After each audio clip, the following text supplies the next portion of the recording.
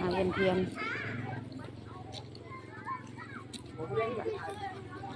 ลูกสาวข่อยมาเวียนเทียนกับลูกสาวข่อยกับลูกชายเขาบอกสาธุเด้อมาเตี้ยมาละมาใส่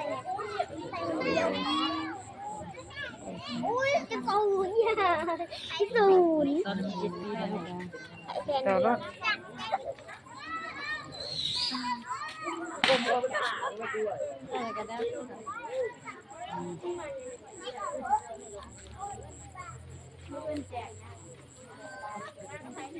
โอ้ยพอเลยลูกพอเลยลูก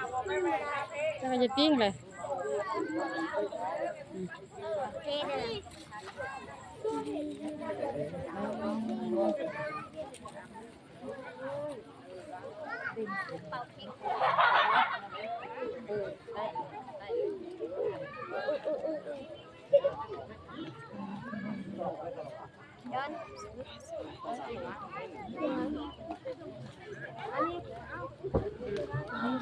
วางลูกวาง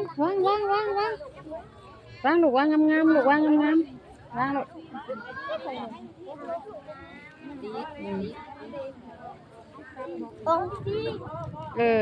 มันบ่อยู่ซ้ำนี่ของแม่นี่